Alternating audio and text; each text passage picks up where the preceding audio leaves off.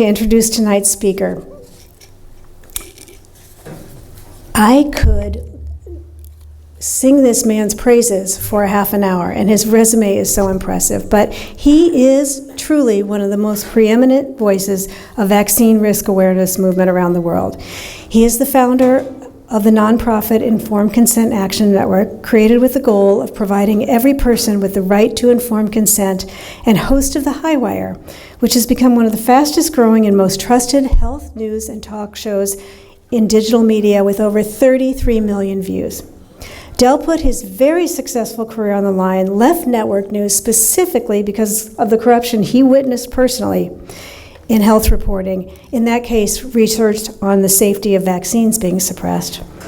He has boldly stepped out on the figurative HighWire, reporting on everything from vaccine safety, chronic disease, big beverage, big food, big pharma, chemtrails, dyes in food, EMFs, legal fights, bird flu, fertility, free speech, nanotechnology, and most significantly, I think, the corruption between industry and government.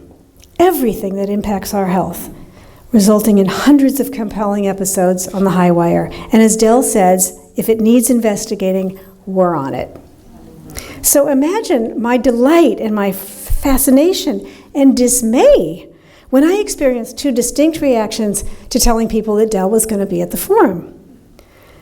This Emmy Award-winning producer, I was so excited, extraordinary journalist, and I either got a, wow, that is so cool, I can't wait, or I wish I lived in the Bay Area.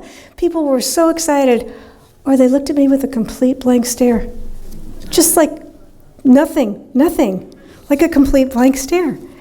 But that blank stare told me that what we are doing here tonight is especially important, and it is precisely why this principled man tirelessly travels and speaks nonstop around the world. He has been on 7 planes in last 10 days. Del's message is strong, and if you think what you hear tonight is important, you can choose to be part of bringing transparency and integrity into American health decisions.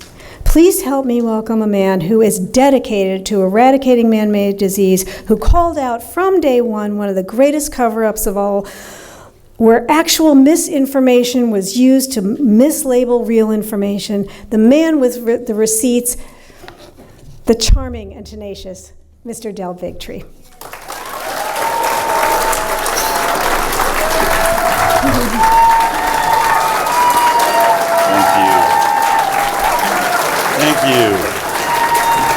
Thank you. Thank you very much. I can turn that off. I think this talk was something about food and corporations and pharma. I'm not very good at sort of sticking to what someone wrote I was supposed to talk about. I kind of got hung up on the fact that this is the Liberty Forum. And the idea of liberty, I think, is critical, probably a central part of why I do what I do and what I talk about. I also had this added complication that Alex is like, I've sold this as tonight, 2 nights, you can see Del Bigtree speak twice, so I don't get to just give you my one great talk I've been doing for like the last, I gotta like have some variety. But I think those types of pressures always make for great media and great art. And so I want to tell a story tonight that is going to reflect back. And I want to say right now that, I know so many of you are like, I don't ever want to hear about the COVID pandemic again. But I want to show it to you in a way that I think many of you have never seen it before. But to start out with, in order to cover the food part of this, I feel like that third grader that's kind of like, just trying to like, what was it I was supposed to add into my book report? Let's at least acknowledge where we're at.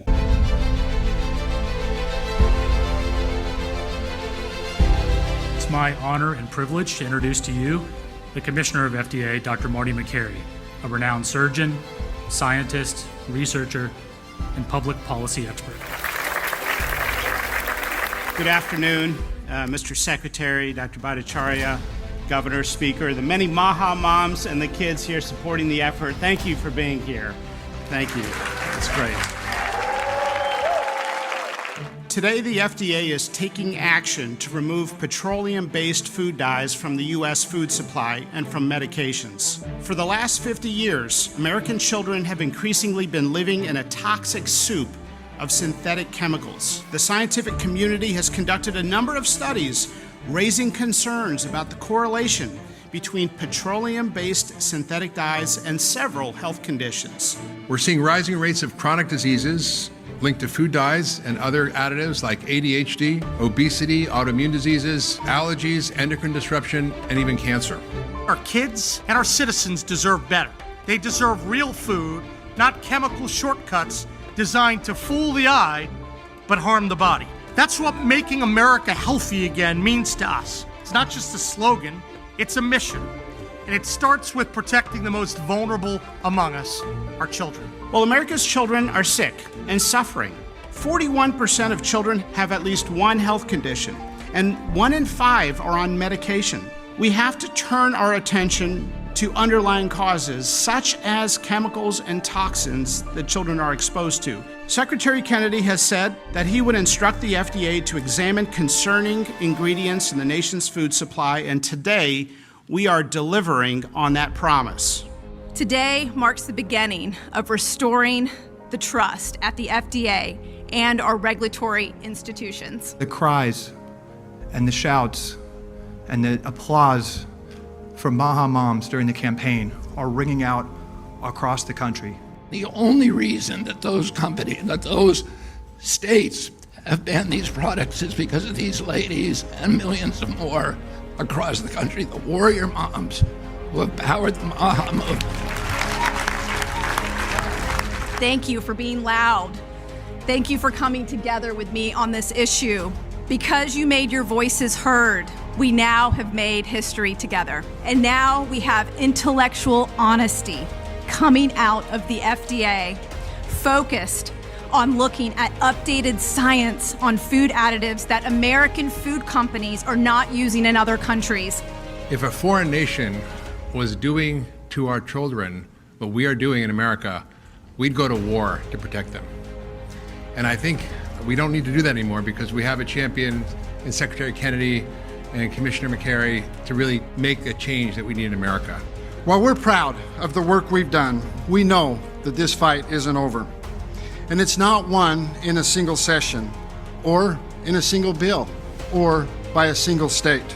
It takes collaborative, sweeping approach to bring people together, local, state, and federal governments, all pulling in the same direction. Since 2012, the United States has seen no increase in life expectancy. That is a catastrophic failure of the American public health system, and it frankly is also a failure of American scientists to address the key drivers of this enormous chronic disease crisis we're facing. The mission of the NIH is to do research that extends the life expectancy and improves the health of the American people, and that's exactly what we're going to do. I want to thank the moms and thank President Trump for his confidence in my leadership and for allowing me to surround myself with such an extraordinary team of scientists who are going to restore transparency to this agency.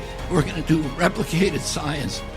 We're going to restore gold standard science so we know what's in our food and we can eliminate it. Thank you all very much.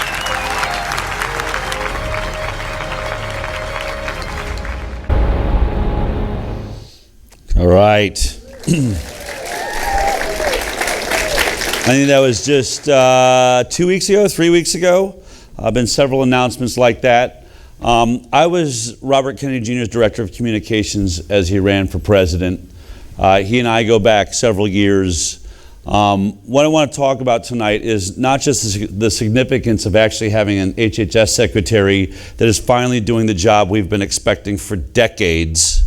When you think of petroleum dyes in food and the Fruit Loops and the poisons and the toxic chemicals that our children have been eating, all the ultra-processed foods, we knew they were toxic. We keep reading about how they know they're toxic. We keep reading about, the fact that they cause cancer. They're endocrine disruptors. They're causing ADD, ADHD. You keep seeing those headlines, and yet you watch your government doing nothing about it.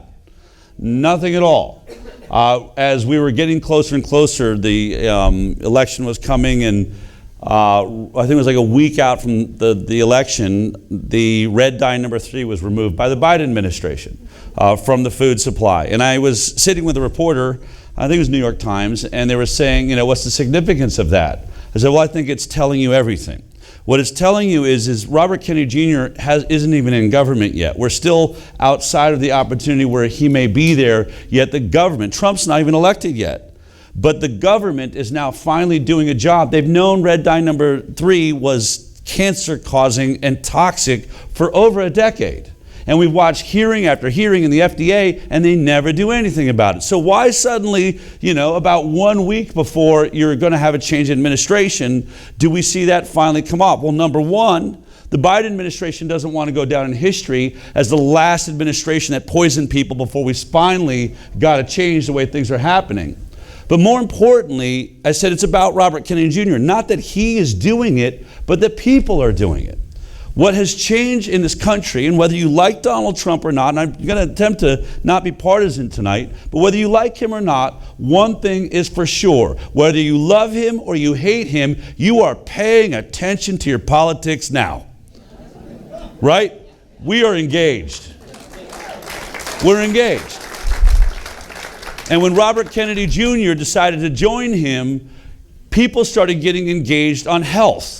And mothers, Democrats, many of them liberals, but the MAHA moms, as we call them, said, my God, for the first time, someone is talking about the health of my children and doing something about it. And so they were marching on Kellogg's with Vani Hari. They were standing outside of giant corporations saying, we're coming for you. Why are you putting chemicals in our food that is illegal in the same product in Europe? Why are we being poisoned more than every other nation in the world? Why is our government allowing this? And it's that pressure, folks. It's when our system works of, for, and by the people, when we are actually engaged, the government has to move. And it is moving fast right now. And what I will say to you, it's not Robert Kennedy Jr. that does that. He's representing the fact that we, the people, are speaking. We're recognizing we have power, and we are making a difference right now in a way we haven't seen for decades. So congratulations for getting involved.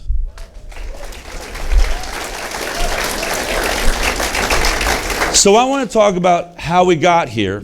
And I also want to talk about, I'm going to use an approach tonight to go through COVID and discuss one issue, because if we're going to understand what's wrong with the food supply, if we're going to understand what's wrong with our drug supply and all the things that take place, we have to understand motivations. And a lot of times I hear people like, they're evil. They're completely evil, which I think is a cartoon idea of how the world actually works. And one of the most important things, and I think the reason we find ourselves in this position, I thought about a lot with Bobby Kennedy, is the art of war says, know your enemy. You have to know your enemy. And if you are making your enemy a giant cartoon that is just this evil empire that you can never do anything against, you will never be victorious. You will never know what you're actually up against. And so what I want to show you is what is really happening behind the scenes. So just a little bit about me. I was a producer on the CBS talk show, The Doctors, where I won an Emmy Award. I don't know how many people have ever watched this show on CBS. We were the first medical talk show. It was a great show. I really enjoyed it. One of the things was I grew up, though, totally with natural health. My mom, I never went to a doctor in my life. I wasn't vaccinated.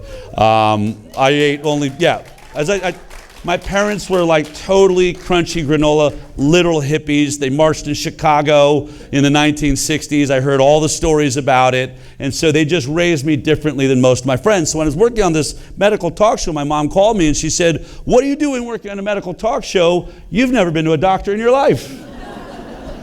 I said, well, it's actually fascinating. For some reason, I think it's, divine. I must be here for a reason. And I'm actually doing stories that challenge the medical establishment.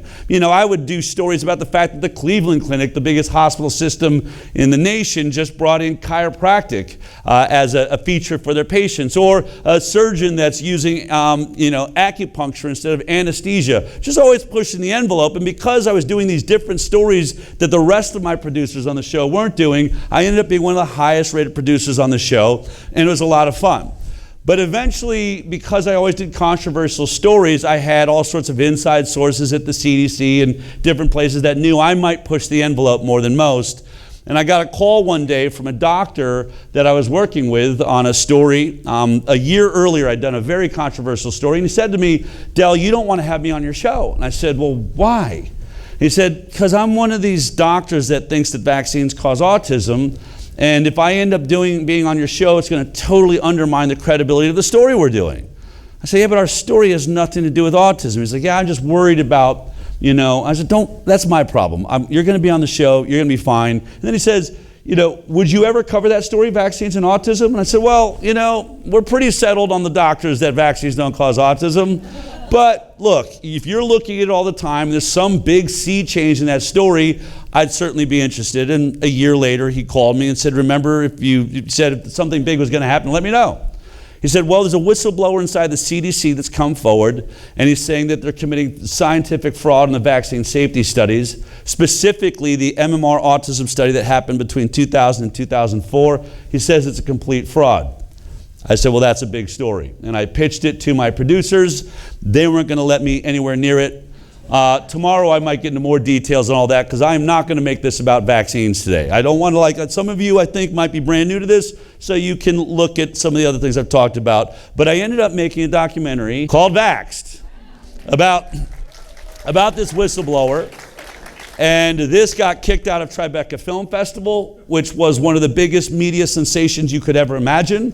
I was called a baby killer by every single major newspaper and news agency in this country and around the world. And then Robert DeNiro, who is the head of Tribeca Film Festival, actually came forward and said, "I hate the fact that we had to kick this out. I don't understand what's happening here. I have a child with autism, and I do believe vaccines contribute, and everyone should see this film." And we exploded all around the world. It's one of the biggest sensations ever. And as we traveled the country to sold-out audiences, 5 shows a day, 7 days a week for an entire year, people wrapped around the block, realized that this issue, what I would say at the end of every screening is I would do a Q&A, "Will everybody with a vaccine-injured child please stand up?" Every single time, 3/4 of the room stood up. It was one of the most shocking things I'd ever experienced. I just made a documentary about a few families that had this issue. I had no idea that there was an ocean of them out there. But that put me on a journey, it put me in the limelight, and I traveled the country. We started interviewing thousands and thousands of parents that wanted to tell their own story. They said, "I want to tell my story." So we were rolling cameras, and we captured vaccine injury all across this country. And people would come up to me and they'd say, "Well, your movie's only about the MMR vaccine. What about all the other vaccines?" I said, "Look, that's all anecdotal, but I will tell you I have not found a vaccine where someone hasn't told me my child died right after a flu shot, my daughter's been paralyzed since she got a Gardasil HPV vaccine, or we never got to the MMR vaccine, our child regressed in autism right after the DTaP vaccine." So with all that information coming in, I didn't know what to tell parents. I was pretty secure that the MMR is a problem and that this story is about a fraud that happened at the CDC. So I started a nonprofit called ICANN, Informed Consent Action Network, so that I could do the most thorough investigation of vaccines that's ever been done. I hired a team of scientists from around the world, and we read every single trial, every study that has ever been done on vaccines. We also hired one of the greatest attorneys of all times. He will go down in history, named Aaron Siri. Because vaccines have liability protection, the only product like it. If you believe in liberty, I think you should ask yourself, why would we take a product out of the free market? Why would we remove the ability for it to be sued? In this case, every vaccine is totally indemnified. You cannot sue it if it kills you. You cannot sue it if it injures you. You have no approach towards it. So we can't get a lawsuit. We can't get discovery. We don't know what they know about the trials that we don't see, like we get in any other lawsuit against the pharmaceutical industry. Whether you're suing for talcum powder, which we now know has been causing cervical cancer for 50 years, and you finally get their internal memos, and they knew it. They knew it the whole time that they couldn't get talc to separate from asbestos, and had women spray powdering themselves after showers and putting it on naked babies, and they didn't care. Johnson & Johnson knew it, and they said they'll never figure it out, and by the time they do, we will have made so much money it will not matter. That is what these industries think of you as consumers. And that's what you recognize the deeper and deeper you get in this issue. But ICANN has sued the government, mostly, through our attorney. We've won against the NIH, the FDA, CDC, Health and Human Services. Every single regulatory agency, many of them multiple times, on transparency. What we said is, if you're going to protect this industry from liability, then we're going to sue you to get that information. I've spent nearly $30 million suing the government since 2017. So when people say Bigtree spreads misinformation, I say, yeah, you should try to win a lawsuit against the government of the United States using misinformation. All right. I wouldn't be here if, so what? We use a lot of vaccines, whatever the case may be. If we had the healthiest children in the world, then what voice would I have? Why even be here? Why even discuss it? But here are the actual stats. We have the highest first-day infant mortality of the industrialized world. In fact, it goes on to say we have 50% more babies die on the first day of life than every other industrialized nation combined. We brag about our healthcare system. Oh, we don't have a socialized healthcare system. We have the best doctors, and I can get in to see one whenever I want, but we have more babies die on the first day of life than everybody else combined. The worst. Our mother's mortality rate is terrible too, giving birth. American babies are less likely to survive their first year than babies in every other rich country. And American kids are 70% more likely to die before adulthood than kids in other rich countries. In the industrialized world, we have more kids die before they get to be adults than anywhere else. We have a serious, serious problem. So here's the argument that we have to look at least on vaccines, just for a second. I'm not going to get deep into this, but when we were given about, what does that say, 12 vaccines? I can't see that. It's got a ripple there. 10, 12, 11. 11 vaccines back in the 1980s, we had a 12.8% chronic illness rate, meaning our children either had a neurological disorder or an autoimmune disease, just in the 1980s, not that long ago. Then when we took away liability, and now all of a sudden the vaccine market explodes, suddenly your children are getting 54 shots by the time they're 18. And remember, some of them are like Tdap, 3 different elements, so it ends up being about 72 vaccines. None of you got that. So when you're like, oh, I'm just vaccinating my kids the same way I got vaccinated. No, you are not. You got 10 vaccines. They're getting 72, okay? And in that same time, we watch them exploding. We watch the explosion of the chronic disease epidemic we're now in. In 2017, we're at 54%. They say now today, it is believed that 60% of America's children are permanently sick with an autoimmune disease or a neurological disorder. What you are looking at is the greatest decline in human health that has ever been recorded. And what I'll say is this. Look, Robert Kennedy Jr. is right. We should be looking at vaccines. That's got to be on the table. But we should be looking at the food supply. We should be looking at fluoride in water. People say, how do you know it's not the pesticides, glyphosate, herbicides sprayed all over our crops? 80%, 9% of our vegetables are covered in toxic chemicals. Maybe it's the antibiotics in our beef, or, all of these different issues. Del, how do you know it's not that? And why do you think vaccines? It doesn't matter to me. I think it all needs to be looked at, and my nonprofit and many have been spending millions looking at all of it. But let me make one thing perfectly clear. Whether it's the fluoride in your water, or the antibiotics in your food, or the bisphenol plastics that you're drinking out of, or the nonstick pan that has forever chemicals in it, or it's all of the list of these things, one thing is for sure. One of them, or all of them put together, is causing this epidemic, and every one of them was said to be safe and was approved by your regulatory agencies, HHS, which oversees FDA, CDC, and NIH. They did this to us. Now, we can sit here and argue what's doing it, but one thing's for sure, the corporate interests, which I guess is what I'm supposed to talk about tonight, in every one of those divisions owns your regulatory agencies, and it owns your government, and it's why we are getting sicker and sicker and sicker, and until just now, have never been able to do something about it. All right. So anyway, my nonprofit proved this. Not a single childhood vaccine that has been licensed for children ever was compared in a placebo-based trial. Never. There's no way to say that the product is safe, because the only way to have a safety trial is to have a placebo that you tried it against. Never happened. And in fact, it was just announced this week. Marty McCarthy said from here on out, the vaccine program is going to add a placebo to every single trial before any new vaccine is ever approved. So we've been demanding that for years. I've been called that and Bobby's been saying the same thing, that we're spreading misinformation, that they're not doing placebo trials. But the second they announced they're going to do placebo trials, even Chelsea Clinton came out and said, this is going to delay getting vaccines onto the market. You're right, it is, Chelsea. And thank you for admitting that we weren't doing this before, like we do for every other drug we take. Every drug we take is tested for at least 6 years against the placebo group so we can track the health outcomes. Never been done for your children. So we don't know if they're safe. I'm not saying that they're not safe. What I'm saying is you cannot scientifically say that they're safe. All right, let's move on. So in all that work, because I was winning against the government and everything else, we started getting attacked. Maybe you heard about this in 2019. WHO started saying that anti-vaxxers are a global health threat. In fact, we were listed as one of the top 10 threats in the world. And so in December of 2019, the WHO held the Global Health Vaccine Safety Summit. The entire purpose of this summit was with one mission: hundreds of scientists from around the world, how to stop vaccine hesitancy.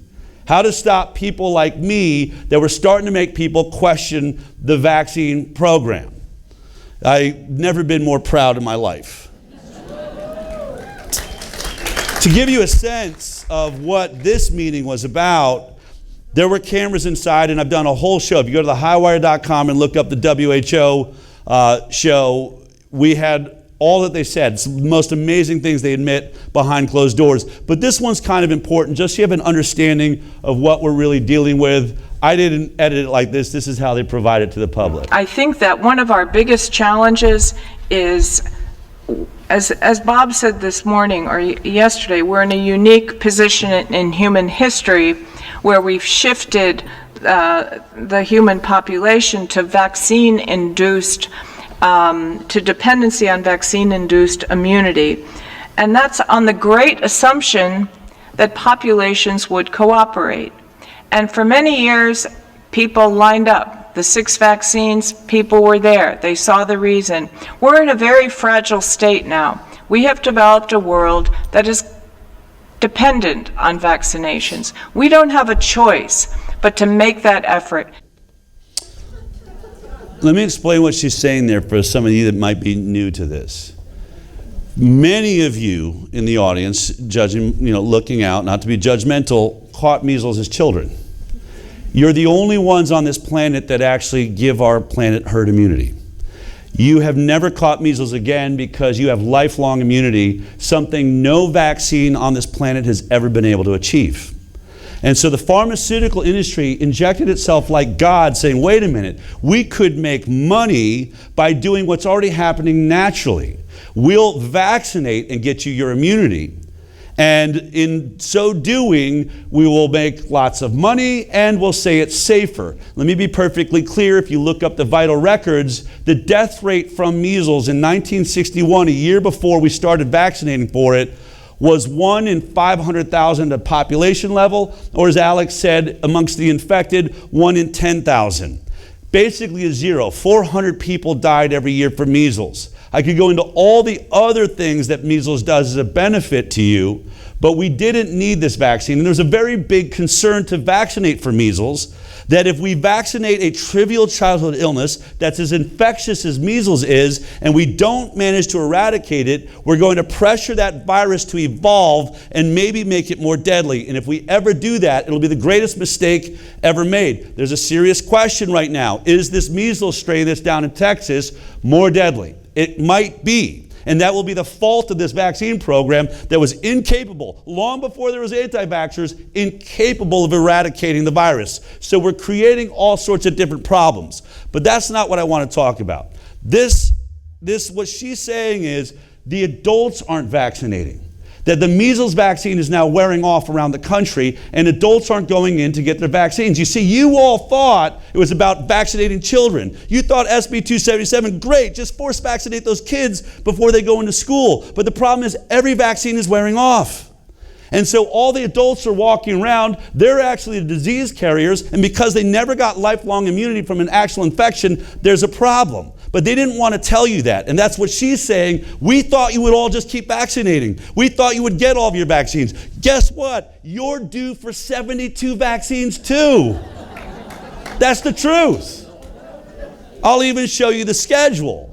And so the WHO has got to figure out, we're about to have disease epidemics sweeping this country because the baby boomers are the last ones here that are immune. And when we lose you, we lose the last of herd immunity. We are now vulnerable. We now are not immune anymore because the vaccines are all wearing off, and it's a catastrophic problem they're not telling you about. This is the real truth. And so I'm here to tell you the vaccine program did not eradicate disease. The vaccine program eradicated herd immunity. It took away our immunity. And so now we're in a crisis point. Here's what we're looking at now. In 1986, you had that many vaccines. By 2017, it exploded, as I said, to 72. The mRNA technology allows that to be our future. The reason they loved mRNA so much is you didn't have to wait 6 months to make it. It's a computer code. You drop it into a fatty lipid, and immediately you send it into people's bodies. They can make them overnight. So now the millions and billions of viruses that are already on your arms right now, are already moving around inside of your stomach, they can start vaccinating you for every single one. And when they do, you become a human pincushion, an ATM machine for already the most powerful, richest lobby in the world, the pharmaceutical industry. It's outspending oil and gas 2 to 1, twice as much as we spend on oil and gas to control our government. What do we do for oil and gas? We fight wars in the Middle East for it all the time. And I was saying to audiences before COVID ever came along, what do you think they're buying? How are they most powerful? Why are they spending more money on our government than anyone else?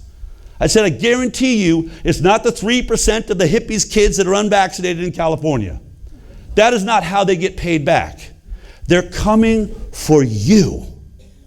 They're coming to force you to vaccinate. SB 277 was just the beginning. It was the children, but they needed you. 3% doesn't make them any money. But when you get 90%, when you get 100% of your nation has to line up for every new vaccine that comes along, and look how great this product is. You want to talk about a great entrepreneurial investment, create a product that everybody has to take in order for it to work. And then when it doesn't work, you get a booster shot, and then a third shot, and then a fifth shot, and then a ninth shot. We're on 10 shots to make this COVID vaccine work.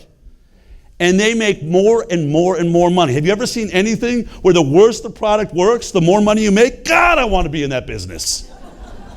All right. Here's that schedule I'm telling you about. If you think I'm lying, that's the CDC schedule for adults. Those are all the vaccines that they plan on forcing into you. This was the goal. The goal was to make you just like the children, just like SB 277, in order to go to work. Just like our kids can't go to school, you're going to get this vaccine program.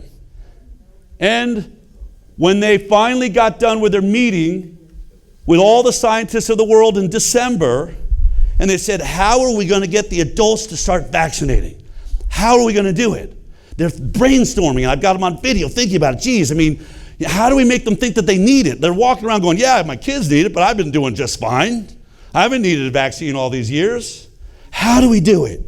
How do we convince adults they need to be vaccinated? A SARS-like virus, which has infected hundreds in China, has now reached the United States. The first confirmed U.S. case now in Washington State. A second case, a woman in Chicago. Third case. Orange County, Arizona. Airports around the world are stepping up health screenings on passengers arriving from Wuhan, China, the epicenter of the outbreak. Tonight, China reporting dozens of deaths. It's killed at least 81 people in China. More than 900 people infected worldwide.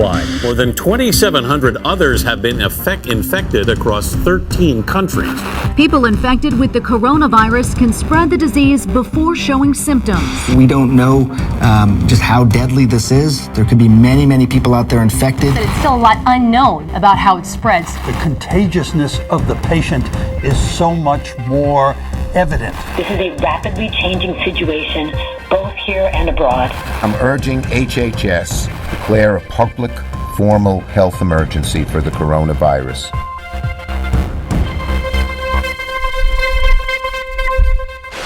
I'm really not a conspiracy theorist. But all I'm saying is, in December of 2019, all the scientists of the world get together. Vaccine hesitancy is getting in the way of us vaccinating every adult on this planet. They're in trouble, and we're in trouble. They think and brainstorm on it, and 2 months later, that is the announcement to the entire world.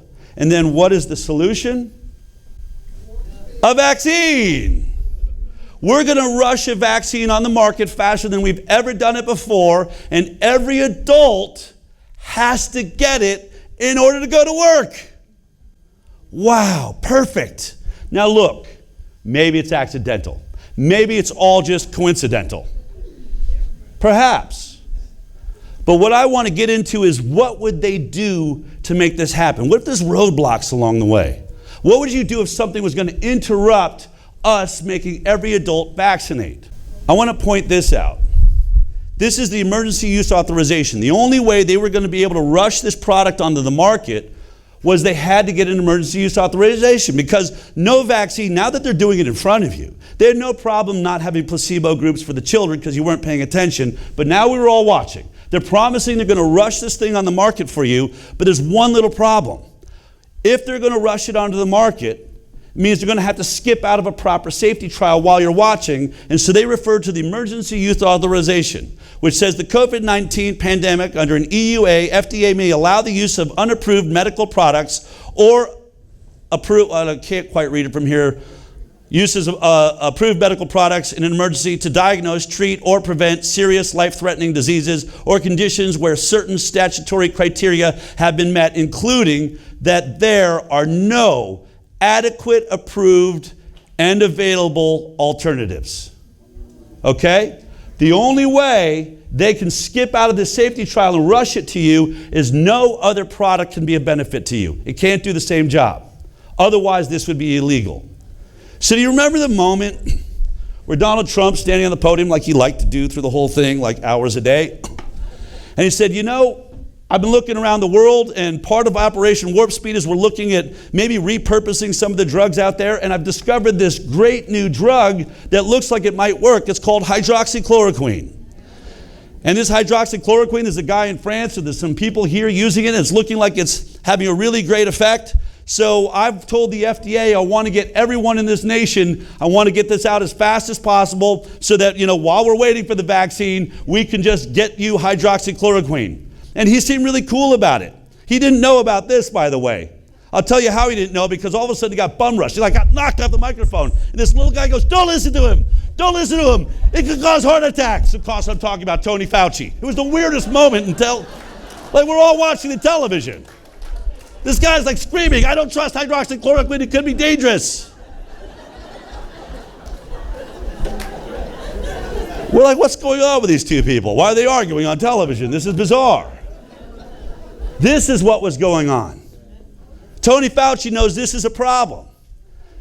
And so, sure enough, one of the biggest research clinics in the nation put out this study, hydroxychloroquine lowers COVID-19 deaths, the Henry Ford study finds. The study ended up finding that in the people it gave it to, 2,541, basically a 50% reduction. Half the amount of people died when they got hydroxychloroquine. It's an amazing study. This is a top research center. And by the way, they're pro-vaccine. They got no skin in the game. They're just telling you this stuff works. And President Trump, really, to his credit, not only says that it works, he starts taking it himself. I mean, you want to talk about a general that's like charging the bunker himself? Not only does he find it, I'll take it. I'll show you it's safe. And it did happen to be the safest drug on earth. We know that because it's used for malaria in underprivileged, sick and dying children in Africa with distended stomachs. They can be so sick, but they can still take this product and not worry about it. So then what do? You're Tony Fauci, you're trying to rush a vaccine onto the market. This little product's getting in the way. Well, all of a sudden, a study pops up. This one, in the Lancet. Hydroxychloroquine or chloroquine with or without a macrolide is in the Lancet, a very big paper. Tony Fauci jumps on television and says, see, we have a study. We've proved it. This thing is dangerous. It's killing people. This vaccine that's always been safe and they could use it in Africa, suddenly here in America, when we use it for COVID, it's dangerous. When we compared it, and you can look at it, ultimately the final line in this was independently associated with an increased risk of hospital mortality against the control group, meaning if you take this product in any form, it's going to kill you. And so the world just said, oh, well, that's it for hydroxychloroquine. I guess Tony Fauci was right. Only one problem. Scientists and doctors around the world started questioning the data. They're like, where's the data set on this? You said it's an international study. They're looking at international sites all over, and they started recognizing really high death rates amongst like 22-year-olds, 40-year-olds. And scientists were saying, we're not seeing anyone die at that age. All the deaths are usually happening above 70 years old. So why is this study? And so they started sending in requests. What's happening here? Something's got to be wrong with this data. Well, it was uncovered that the data was a complete and total fraud. And this study was redacted. Now, Tony Fauci told you this was the reason you shouldn't take hydroxychloroquine. Do you ever remember him coming back and saying, my bad, that study was a fraud? No, you didn't. But let me just show you how big a fraud it was. This is one of the reports on it. Surgeons fears governments and WHO changed COVID-19 policy based on suspect data from a tiny U.S. company. Guardian investigates can reveal the U.S.-based company Surgisphere, whose handful of employees appear to include a science fiction writer and an adult content model, has provided data for multiple studies on COVID-19. It's a total fake. A porn star and a science fiction writer put this entire study together. And that was touted by our government. But they managed to destroy hydroxychloroquine and made it illegal for any of us to get near it, because we had to protect this vaccine program. That's how far they'd go. But let me show you they even went further. So many people are demanding you've got to do a study. Now that we've proved that Lancet is a fraud, we're not letting go. This guy's like Steve Kirsch, by the way, sitting up here, funds so much of the research and things that makes things like this happen. All the way along. So let's look at, they have to do a comparative study. Like Fauci's like, okay, I'll finally do a comparative study. I want you to look at something. This is DeNiro. This is the French scientist that first told us hydroxychloroquine works. In fact, his official statement, while we were still looking at the disease in China, hadn't even gotten to America really, he said, not only is this an upper respiratory illness we can treat, it's easy to treat. Hydroxychloroquine works both as a preventative and as a disease cure. And he was using 600 milligrams of hydroxychloroquine with azithromycin. Then came along a doctor out of New York, Zelenko. Zelenko says, you know what, if you add zinc to it, it actually helps accelerate the value of hydroxychloroquine. I've lowered the dose to 400 milligrams. It becomes the Zelenko protocol. Even DeNiro starts using it. Everyone says, oh my God, this is fantastic. So when they decide to do a study, the UK paid for it and America paid for it, do you think they called these guys? No. Do you think they called them and said, hey, what's the protocol you're using? We want to do a test study on it because look, we're dying here. And we keep telling the world we're looking at every possibility and how we're going to do something about it. No, they don't get a call. They don't get a call. They do their own study. So 400 milligrams of hydroxychloroquine is what's being used that's saving lives. Zelenko did he lose like one patient maybe? I mean, he had all elderly, by the way. Like his track record, I don't think he lost a single patient, I'm asking Judy, in all of his practice. Amazing, in the middle of New York. So when they finally did a study, I really need you to like wrap your head around this, because this is about to get scary. The government of the United States and the UK did the Solidarity and Recovery clinical trials of hydroxychloroquine. And what did they do? They didn't use 400 milligrams. They didn't use 600 milligrams. The recovery trial used 1.86 grams of hydroxychloroquine, equal to 2,400 milligrams of hydroxychloroquine in the first 24 hours for treatment. Potentially a lethal dose. They didn't go 400, they didn't go 600, they went 2,400 milligrams. And they killed the patients in the trial so that they could tell you hydroxychloroquine is dangerous. Your government murdered people in a trial to get this drug out of the way so that they could keep the vaccine going. I want you to wrap your head around that when you think about liberty. If you're going to say, how out of control is my government? Is it of, for, and by the people anymore? This is what I'm showing you. Okay, so hydroxychloroquine is dead. That study worked.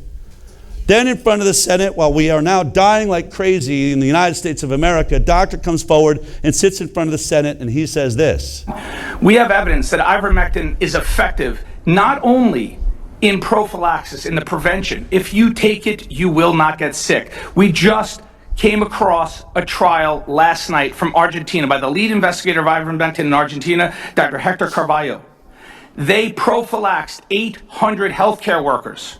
Not one got sick. In the 400 that they didn't prophylax with ivermectin, 58% got sick. 237 of those 400 got sick. If you take it, you will not get sick. It has immense and potent antiviral activity. We know that from the first study in Monash, it has made the bench to the bedside. Prophylaxis, we now have 4 large randomized controlled trials totaling over 1,500 patients, each trial showing that as a prophylaxis agent, it is immensely effective. You will not get sick. You will be protected from getting ill if you take it. In early outpatient treatment, we have 3 randomized controlled trials and multiple observation as well as case series showing that if you take ivermectin, the need for hospitalization and death will decrease. The most profound evidence we have is in the hospitalized patients. We have 4 randomized controlled trials there, multiple observation trials, all showing the same thing. You will not die, or you will die at much, much, much lower rates. Statistically significant, large magnitude results if you take ivermectin. It is proving to be a wonder drug. It has already won the Nobel Prize in Medicine in 2015 for its impacts on global health in the eradication of parasitic diseases. It is proving to be an immensely powerful antiviral and anti-inflammatory agent. It is critical for its use in this disease. Your government was telling you we're looking for every possible way to save you. And this doctor came forward and just listed dozens of studies showing a complete and total reduction in death. This is a miracle drug. By the way, this is a miracle drug. This is a wonder drug, and I don't know if you're paying attention. The new attack is the fact that this is curing cancer, this and fenbendazole and other things working together, and they're trying to shut that down too. And I had a feeling about this, and hydroxychloroquine. The attack was so great, I was like, this stuff must do more than just cure COVID. They're obviously terrified of this product. So I'm going to show you how far they went on this. This is an incredible journey right here. This is Tess Lawrie. Tess Lawrie works for the WHO. Her specialty is looking at studies to see if they're properly designed, or to look at a study that's been done and see if it was ethical and met all the standards the WHO works by. She's an expert at studies and doing randomized control studies and doing giant mega studies for the WHO. She sees Pierre Corey on television and says, oh my God, I'm not doing anything right now. She calls him. Look, we should get a giant study going with all the studies you just mentioned from around the world, collected together, do a meta study, and we should get someone from the WHO to be involved so that we can immediately get this approved by the WHO and start saving people all around the world. She's totally excited. And Pierre Corey says, oh no, I'm already a step ahead of you. Tess, join our team. Dr. Andrew Hill is from the WHO. He's already sending out tweets saying, this is an exciting drug. We finally have an answer. We're going to do something about it. Now, I don't think any of these people know that our emergency use authorization cannot have this drug work. It cannot work, or you're not going to get their rush vaccine. Again. So Andrew Hill, he's tweeting about it. He's with the WHO. Tess Lawrie from the WHO. Pierre Corey, they're all working together. They got scientists from all over getting together, packing all the studies, and every study they look at is showing incredible results. 70, 80% reduction in death. Hydroxychloroquine is 50%. So this is even better than that. But Andrew Hill says, I want to do the final writing of the study. Since it's going to come from the WHO, I'll write up everything that we've discovered. And they're like, okay, great, Andrew, hit it. And so this is what it looks like. This is what the study looks like, and it basically, in its conclusion, says this. What they know, the meta-analysis of 18 randomized controlled trials of 2,282 patients showed a 75% improvement in, I can't see that word, and faster time to clinical recovery and signs of a dose-dependent effect of viral clearance for patients given ivermectin versus other treatments. 75%. There it is. Boom, we're good. This is it. WHO is going to put it out. Everyone's going to get ivermectin. Totally cheap. Totally safe. But then they go, wait a minute. He's added one little section. This discussion. Many studies that were included were not yet published or peer-reviewed, and meta-analysis are prone to confounding issues. Furthermore, there is a wide variation in standards of care across trials, and ivermectin dose and dose, whatever, of treatment was heterogeneous, meaning they didn't use the same protocol all the way across, ultimately saying, in the end, we should do more randomized controlled trials before this can be used as evidence. Now, everything he just stated is actually the opposite in science. The fact that it wasn't, that every trial, didn't matter how they did it, the fact it's heterogeneous, that they didn't do it the same way, no matter how you did it, people were getting a 75% reduction. And it didn't matter. We didn't need giant, long, approved randomized controlled trials. We already knew it was safe. And so why did he add this line? Because this was going to make it impossible to use this as a drug all the way across the world. So Tess Lawrie, I'm about to show you humanity. I'm about to show you what actually happens behind closed doors. Tess Lawrie realizes he just tanked a drug that it could be saving millions of lives right now. And she decides to have a Zoom call with Andrew Hill that she is going to record. I want you to think about this yourself. You're a scientist. You know, for some reason, I don't know how this guy got corrupted. He was on our team till just minutes ago. But now, all of a sudden, he has put a death pill in this so that we're not going to get to move forward. I can't imagine how long she paced in the room, like, if I don't nail this, if I can't get him to change his mind, millions of people are going to die. At some point, she sits down, she gets on that Zoom call, and this is how it starts. I mean, I think I'm in a very sensitive position here. What I'm trying to do... People are in sensitive positions. They're in hospital and ICUs dying, and they need this medicine. Well, this is what I don't get, you know, because you're not a clinician, you're not at the coalface, you're not seeing people dying every day. And this medicine prevents deaths by 80%. So 80% of those people who are dying today don't need to die because there's ivermectin. There are a lot, as I said, there are a lot of different opinions about this. As I said, some people... We're looking at the data. It doesn't matter what other people say. We are the ones who are tasked with and we have the experience to look at the data and reassure everybody that this cheap and effective treatment will save lives. It's clear. You don't have to say, well, so-and-so says this and so-and-so says that. It's absolutely crystal clear. We can save lives today if we can get the government to buy ivermectin. He's sitting there saying, well, there's these other people that have opinions. She's like, we're the scientists. Andrew, you and I and Pierre and 10 other scientists have pored over every study. We can't find a study where ivermectin doesn't save people's lives. Why do we need bigger studies? Every study we're looking at, and by the way, it's so perfectly safe. What risk is there? We've got to get this onto the market. Andrew, what is going on? I don't care who's talking to you. Tell me who that is. What's going on? So it continues. Rest assured, I'm not going to let this last for a long time. I'm not saying we keep going for another year. The fact that you're saying you're not going to let it last for a long time makes you realize the impact of your work. So how long are you going to let people carry on dying unnecessarily? Up to you. What is the timeline that you've allowed for this then? But what I hope is that this stalemate that we're in doesn't last very long. It lasts a matter of weeks, and I guarantee I will push for this to last for as short amount of time as possible. So how long do you think the stalemate will go on for? How long do you think your well, okay, decade is going to allow the stalemate to go on for? From my side, every single new trial that comes through, we're going to be aggressively adding it on, and I think end of Feb will be there. 6 weeks.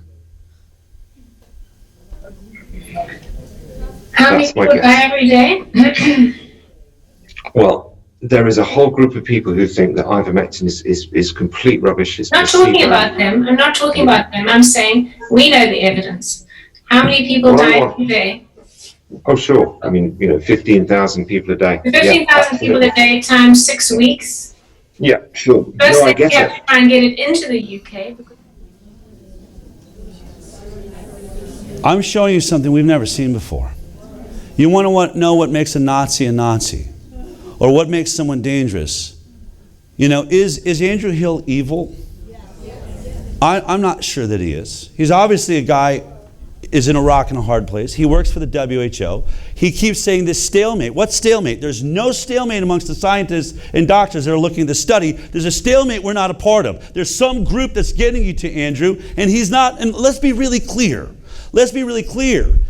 In this private phone call, he's not saying, Tess, we were crazy. We're desperate. We just overlooked certain data. He's not saying any of that, which he could be. He should be. If he didn't believe in the science, he'd be saying it. He's not saying to her, Tess, we're desperate, we're rushing it, we got to slow it down. No, he's saying, I'm with you. I'm trying to get these people to listen to me. I'm trying to work with them. I'm trying to get them to move this. I'm saying, do more studies, and as soon as I do enough, I'm telling you, we'll get it on the market. How long? 6 weeks. 15,000 people a day. Andrew Hill is saying, I know. I'm going to kill 650,000 people over the next 6 weeks trying to get whoever they are to agree. How many people know someone that died of COVID? I'm telling you, they didn't have to die. There was a cure. WHO scientists and some of our best scientists knew it.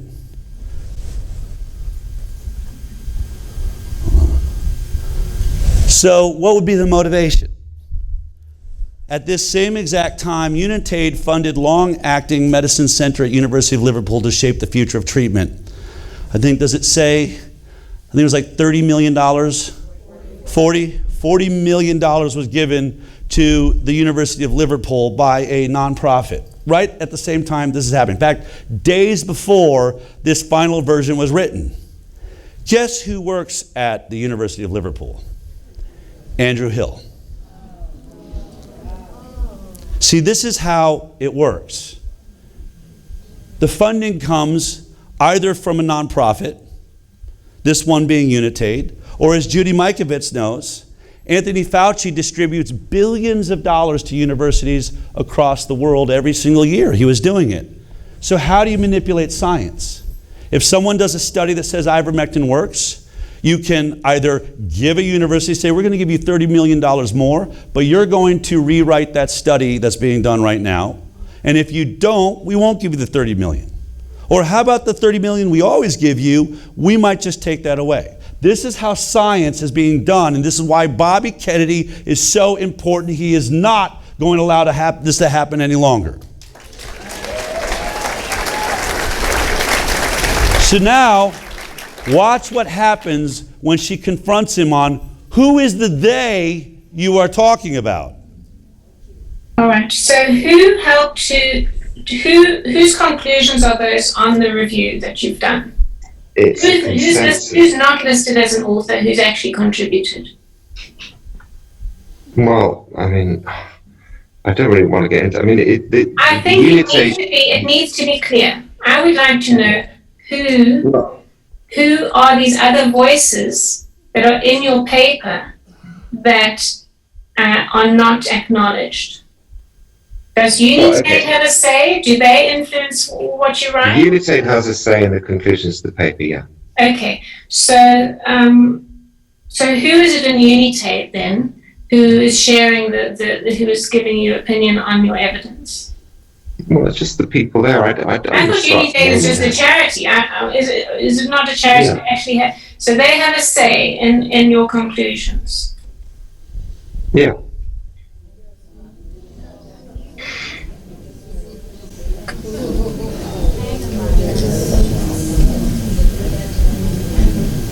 %80 reduction in death. A nonprofit went in and bought off this WHO. We have him on camera. It happened. Over 1 million people in America were told died from this disease. This means 800,000 of them were murdered by a nonprofit, by Tony Fauci, by people that had to rush this vaccine on the market. That was more important. So let's kill people in the hydroxychloroquine trial, literally murder them, innocent people in a trial, by giving them a lethal dose. And when another drug comes along, let's rewrite the conclusion, let's buy off the scientists so that no one is ever allowed to get this. And then let's start running ads that it's horse paste and that it's dangerous for you. This happened to you. I mean, I know we all want to be over this. We lived through this. And we are only in a window right now this big from the entire World Health Organization that will do this tomorrow. They are not done. So what do you say when you're Tess Lori to finish up this conversation? It's clearly not going the way you'd hoped. Millions of people are going to die, and you could have done something about it. What I've got to do, my responsibility is to get as much support as I can to get this drug approved as quickly as Well, you're not going to get it approved the way you've written that conclusion. You've actually shot yourself in the foot, and you've shot us all in the foot. Everybody trying to do something good. You have actually completely destroyed it. Okay, well that's where I guess we'll have to agree to differ. Yeah. Well, I don't know how you sleep at night, honestly. Okay.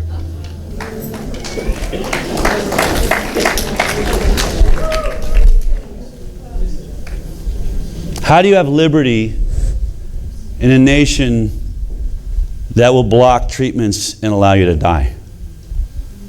How do you have liberty when you can go into a trial and they'll kill you to make a point? We are as bad, our nation was as bad as any Soviet nation, of any North Korea. Our media completely lied to us, had no problem 24 hours a day saying it was horse paste when millions of lives could have been saved, all to push out a vaccine that was all but completely useless. And who is Unitate? Unitate's core donors are France, the United Kingdom, Norway, and the Bill and Melinda Gates Foundation. Shocker. The guy that tells you over and over again, we have a population problem, we've got to reduce the population. If I can only get one thing through to you in this talk, if someone every time they speak talks about overpopulation and reducing the population, and they invest in a product that you're supposed to inject in yourself, please don't take it. Please take him for his word, okay? If you get nothing else from this talk. So, in the end, ivermectin has had just an incredible amount of studies. It is now curing cancer, and it could have saved millions and millions of lives across America, but we never got it. This is the testimony of a guy that was saving lives in his ICU, the most successful doctor in America. In the ICU, where everyone was on death row, he was saving more patients than anybody. Listen to a doctor explain what happened in the United States of America. What's happening now is completely unprecedented in the history of medicine and across the world. We have the federal government, we have state agencies and hospitals telling doctors how to practice medicine. They're interfering with the sacred patient-physician relationship. They are telling doctors to be doctors. So I can tell you what happened to me. So I was using our protocol to treat critically ill patients in the ICU with a whole host of repurposed drugs. This is a memo. This is a memo sent to the entire healthcare system, but they targeted me personally. And what did this memo say? This said I can use remdesivir, and then I will quote, there was an added section, do not endorse section, which includes medications that may cause harm and efficacy is not supported in peer-reviewed, published RCTs. These medications will not be verified or dispensed for the prevention or treatment of COVID. This list includes ivermectin, bicalutamide, etoposide, fluvoxamine, dutasteride, and finasteride. And then just to stick it to me, they added ascorbic acid. Otherwise known as system was effectively preventing me treating my patients according to my best clinical judgment. And then how did this progress? I objected. So the first week I was in the ICU, I didn't know what to do. What was I to do? My hands were tied. As a clinician for the first time in my entire career, I could not be a doctor. I could not treat patients the way I had to be to treat patients. I had 7 COVID patients, including a 31-year-old woman. I was not allowed to treat these people. I had to stand by idly. I had to stand by idly watching these people die. I then tried to sue the system, and you know what they did? They did something called peer sham review. It is a disgusting and evil concept. They then accused me of 7 most outrageous crimes that I had committed, and that I was such a severe threat to the safety of patients. They immediately suspended my hospital privileges because I posed such an outright threat to these patients, ignoring the fact that under my care, the mortality was 50%, those of my colleagues. I then went on through the sham peer review. I went to a kangaroo court where they continued this, and the end result was I lost my hospital privilege and was reported to the National Practitioner Data Bank. So here I was standing up for patients' rights, and this hospital, this evil hospital, ended my medical career. So that's what they do. It's an outright outrage. It's evil to the core. The doctors that stood up like he did lost their licenses, brought on by our government. Those that complied and murdered their patients as they were asked, and I say murder. The medical establishment murdered at least 800,000 people in the United States of America during COVID by demand. You think Nazis were bad? These doctors did exactly what they were told. They used remdesivir, a failed Ebola drug, and they killed 9 out of 10 patients that received it. Meanwhile, this guy had 50% of the death that everyone else in the country had. By the way, he is the most published ICU doctor in history. This is not just anybody. He is literally the most successful ICU doctor, and now he doesn't have a license.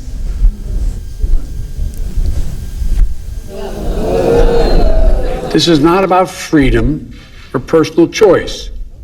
It's about protecting yourself and those around you.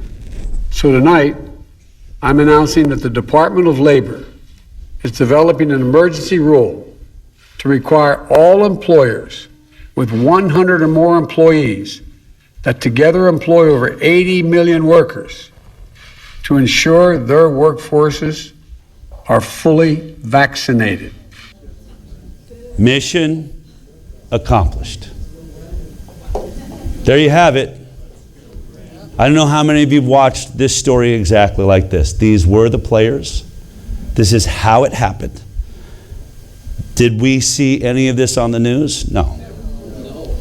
You would have seen it all on the HighWire had you been watching my show.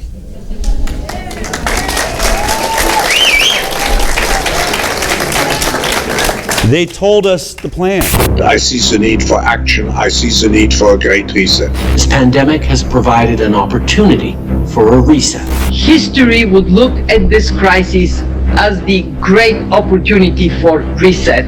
We have a unique but rapidly shrinking window of opportunity to reset ourselves on a more sustainable path. The Great Reset. The Great Reset. The Great Reset. Great reset. What does the Great Reset look like? We will build back better from the COVID crisis. Be radical and to do things differently.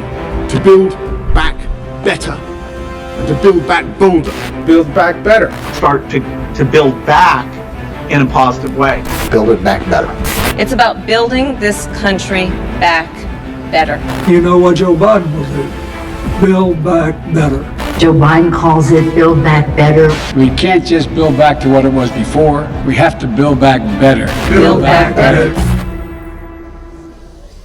I'm going a little long, but let me just quickly say this was the plan. We were supposed to be carrying a vaccine passport everywhere we go now. We wouldn't be allowed into restaurants. We wouldn't be allowed into airplanes. We wouldn't be allowed into any of it. There was one little thing that got in the way. The Constitution of the United States of America. And right now, all around the world, they are instigating this plan. There is only one nation that has got a pause button. It's right now. For the next 3.5 years, the United States of America is not going on with a global plan to take away sovereignty from every single human being alive. This is one of the heads of the WEF. Again, take him for his word. COVID is critical because this is what convinces people to accept, to legitimize total biometric surveillance. If we want to stop this epidemic, we need not just to monitor people, we need to monitor what's happening under their skin. What we have seen so far, it's corporations and governments collecting data about where we go, who we meet, what movies we watch. The next phase is the surveillance going under our skin. We're now seeing mass surveillance systems established even in democratic countries, which previously rejected them. And we also see a change in the nature of surveillance. Previously, surveillance was mainly above the skin. Now it's going under the skin. Governments want to know not just where we go or who we meet. Above all, they want to know what is happening under our skin. What's our body temperature? What's our blood pressure? What is our medical condition? Now humans are developing even bigger powers than ever before. We are really acquiring divine powers of creation and destruction. We are really upgrading humans into gods. We are acquiring, for instance, the power to re-engineer life. I know that in recent years, we saw populist politicians undermining deliberately the trust that people have in important institutions like universities, like respectable media outlets. These populist politicians told people that, say, scientists are this small elite disconnected from the real people. I mean, all this story about Jesus rising from the dead and being the Son of God, this is fake news. Humans are now hackable animals. You know, the whole idea that humans have, you know, this, they have this soul or spirit and they have free will and nobody knows what's happening inside me. So whatever I choose, whether in the election or whether in the supermarket, this is my free will, that's over.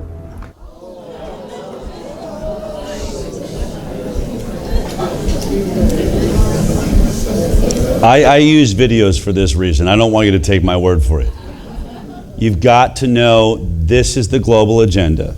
This is what the WHO is up to. This is what the WEF is up to. This is what the Ukraine war is all about. All of the things that we are currently blocking. We've pulled our funding away from the WHO. I'll just jump through here. I met this guy. After COVID, I'd actually asked him to run for president the previous election. I said, we need to get the information you have out to the public, and I think running for president would be the best way to do it. But after COVID, he called me and said, Del, I think now's the time. I want to run for president of the United States. He ended up running as a Democrat, was cheated like crazy. It was so corrupt, it was unbelievable. Then we decided to run as an independent, and he pulled off something that hasn't happened since Ross Perot. And by the way, the stakes were so much higher, we needed millions of signatures in order to get on the ballot in 50 states, and he achieved it. But in the end, it just was going to be too insurmountable, and then this day happened. The day that Donald Trump was missed by the bullet, I would say we all dodged a bullet on this day. Because we had Kamala Harris and Joe Biden promising to end your First Amendment, promising to end misinformation when they were the only ones lying, as I've just showed you, all the way through the COVID epidemic. Can you imagine if they'd have had power for 4 more years? If they'd have been able to fire every other doctor that ever wanted to actually treat you and take care of you, the mission would be over. And then they would be joining the WHO and the WEF and Yuval Noah Harari saying, we're going to surveil you in everything that you do. We're going to be under your skin. You may decide to wear a Fitbit. We're going to make you wear one because we want to track everything that you're doing. And so thank God this moment. This will be one of the great moments in political history, and it's why we actually have Robert F. Kennedy Jr.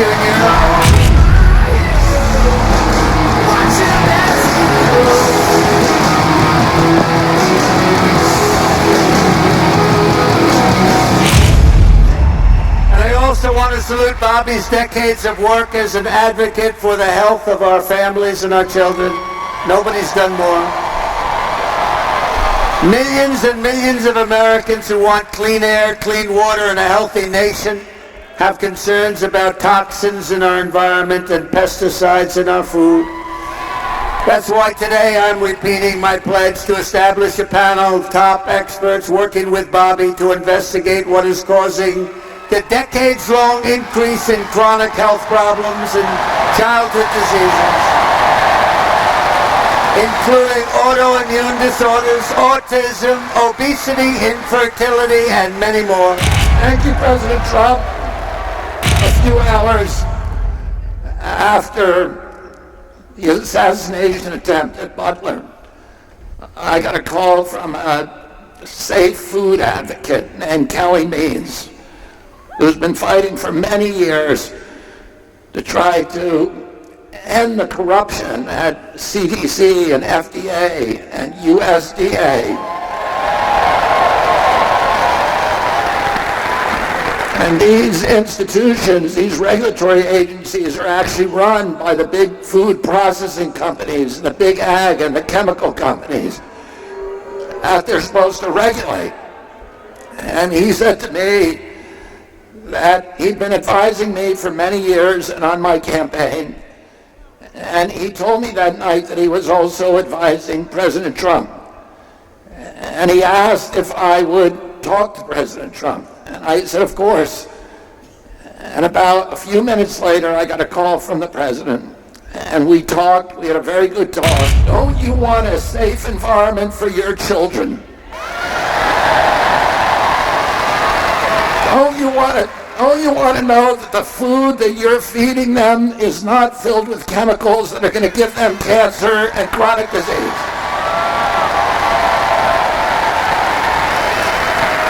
And don't you want a president that's going to make America healthy again? Thank you all very, very much, and God bless you, and God bless America.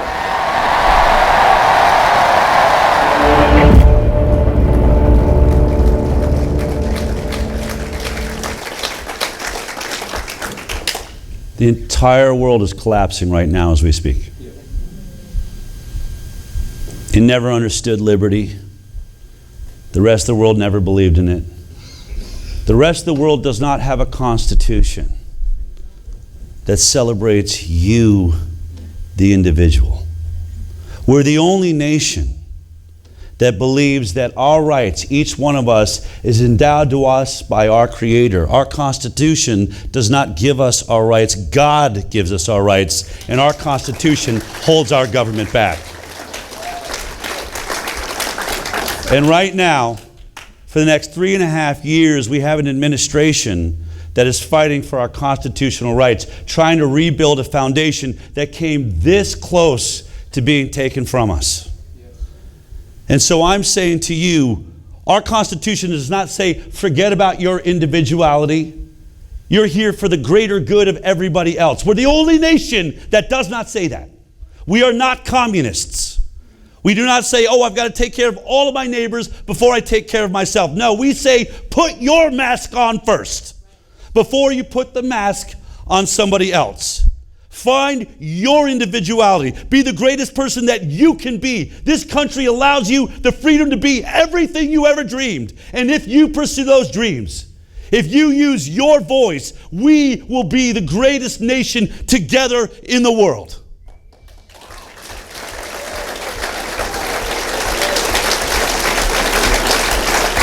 If we do not build this foundation now, if we are still afraid to use our voices because you're surrounded by insanity here in California,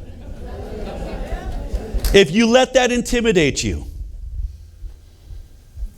and I want you to think about your founding fathers who were surrounded. The British military could kick in their door and sleep in their bed, and there was nothing they could do about it. The greatest armada in the world, and all we had was a bunch of farmers with shotguns or whatever we could use, and they signed their name to the Declaration of Independence, and they said, you know where to find me. You know my name. And I would rather die standing for freedom than to live on my knees. You have 3.5 years to use your voice right now. Act accordingly.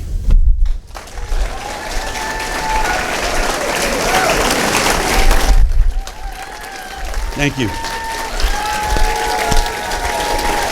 Thank you.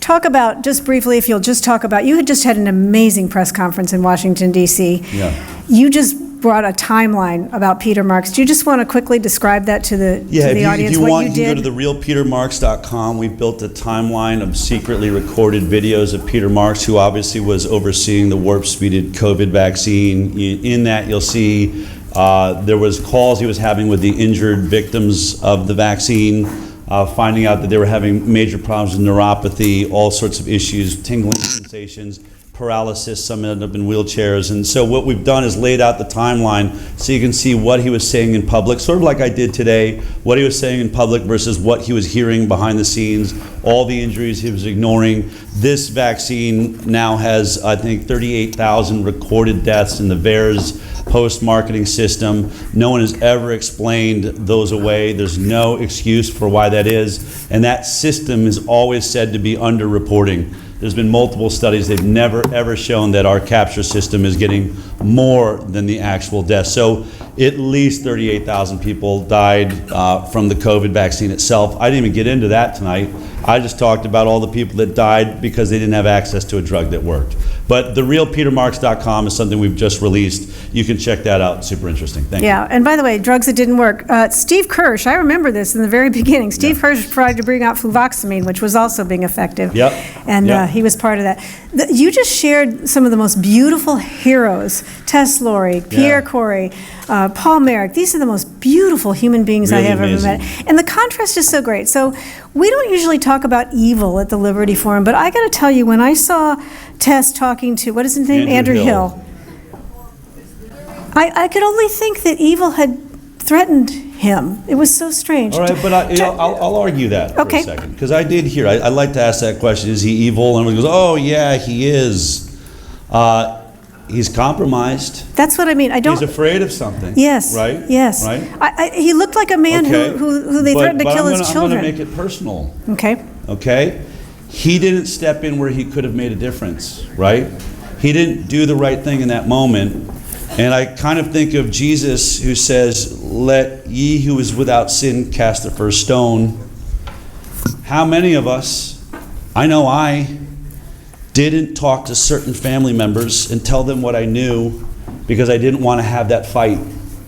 I didn't want to mess up Thanksgiving dinner.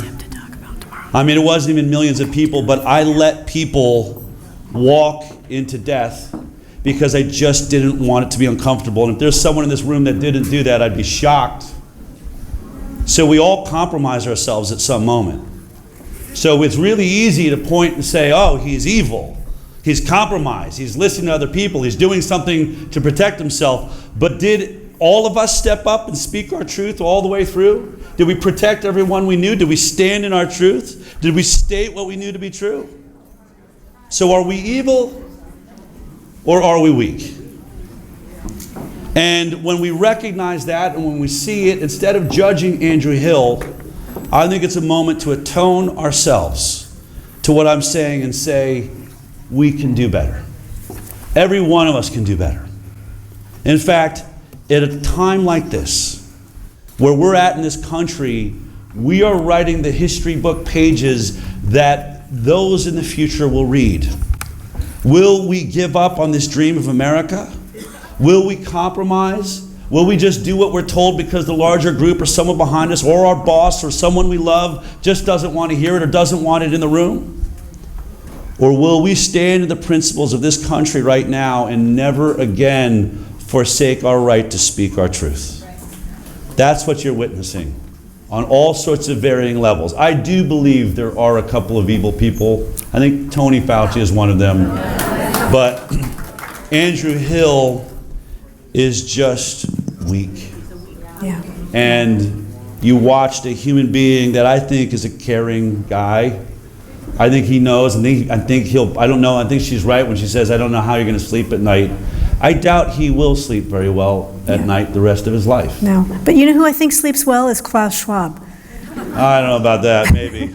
Well, but maybe. You mentioned the World Economic Forum. They're going to replace him with somebody even, I think you called a greater lunatic or something. Yeah, the guy that's replacing him believes that. Have you seen this guy that says that water is not a human right? That it should be privatized and can be privatized. I mean, that's who's now going to run the WEF. Someone that doesn't believe that you have a naturally born right to water. I guess second only to, next will be air. Okay, great. Raise your hand if you feel entitled to water. So, Del, as you can see, we have a lot of very high maintenance, demanding prima donnas in this room. Right? All right. I want to jump over to let me actually finish on the whole evil thing. So is the World Economic Forum just sort of a game of evil whack-a-mole? Is that what we're going to deal with them eternally? Yeah. Okay. I think so. I mean, it's industrial power brokers. It's fascism. Yeah. Right? Those are the large corporate interests that want to control. By the way, the original definition of fascism is a corporate government run by corporate interests. WEF is a corporate interested stakeholder, meaning like we are going to make the decisions for the world. And they're making it for the entire world except for us right now. Joe Biden and Kamala Harris both could not jump into the WEF fast enough. So again, for however long this lasts, we have work to do. We have work to do. Yeah. There are a couple questions in here about the military, so I want to ask if from the audience if anybody's looked into actually the vaccine injury from the military. The military is a very interesting topic. When I first started traveling the country with Vaxxed, I was in a theater in Atlanta, and this guy came up to me in a nice suit, and he said, "You see those two guys in the suits across the theater there?" I said, "Yeah." He says, "That's the FBI. I just want to let you know I'm CIA, and we are following you in everything that you're doing." That's so polite. It's very interesting. I don't know if it's true. Could have been a crazy person in a nice suit, in all honesty. But he had the vibe. And he said, "We're watching you, and the truth is we actually appreciate what you're doing.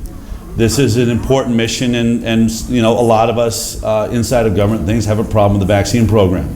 But he says, "I have two things I want you to give you that you should really think about." He said, "Do you own a gun?" And I said, well, no, I was planning on, actually buying my first gun and learning some self-defense stuff. And he said, don't do that.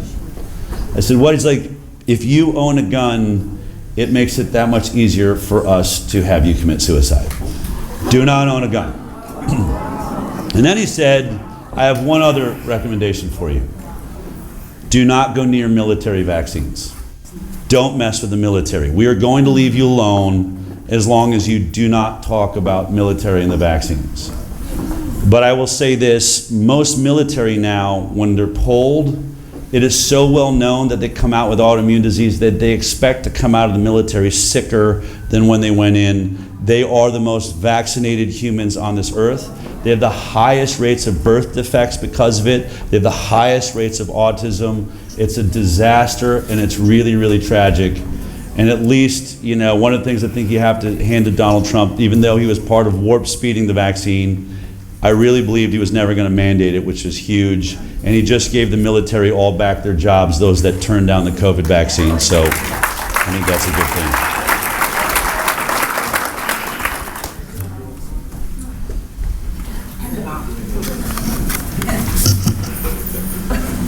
Evil. It's just evil. I'm going to shift gears a little bit out of evil for just a second, so I can take a breath. So, you know what evil is, actually? Because I have thought about it, and I really do want us to get away from just making it a cartoon, because you can't beat a cartoon. Bill Gates is currently running a program to block out the sun. How many people are aware of this? They're about to start atomizing particles in our stratosphere to block the sun to try and cool the earth. Bill Gates is making mechanical bees.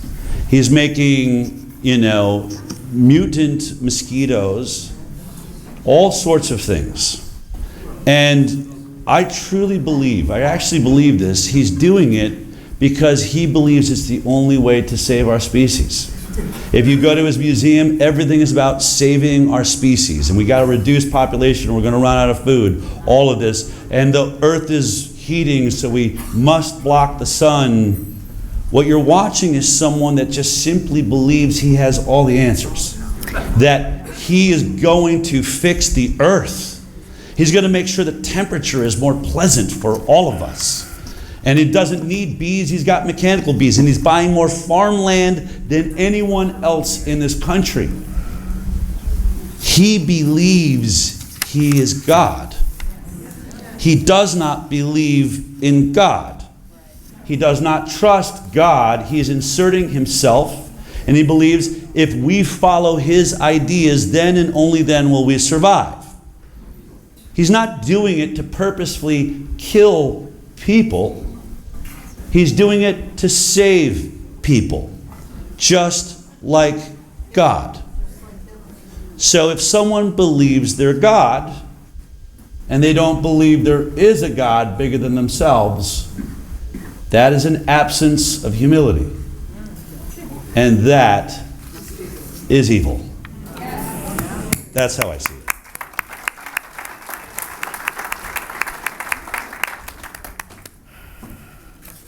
Frankly, you had me when you said Bill Gates had a museum. Who knew? All right. A couple of questions about food, if we could. Sure, yeah. So I don't know if any of you have looked at infant formula, what's in infant formula, but I'm become recently familiar with what they feed elderly people, which is Ensure. And it's like, it's the other end. It's the other end. It's canola oil. It's the worst kind of garbage you've ever possibly imagined ingesting. Yeah. Is Big Food willing to pay the penalties like Big Pharma? Is it just the cost of doing business to Big Food as well? Why are they doing it? Why is it so toxic? There's a great book called Fiat Food that I had the writer on my show. It was a very interesting thought that the food supply changed and our food pyramid changed the moment Nixon took us off of the gold standard. And the theory is super interesting, is that once we left gold, and by the way, it wasn't Nixon's fault, we were already overspending if you look at that, and we're well beyond what its value represented anymore, but just said, we're getting rid of being locked to gold.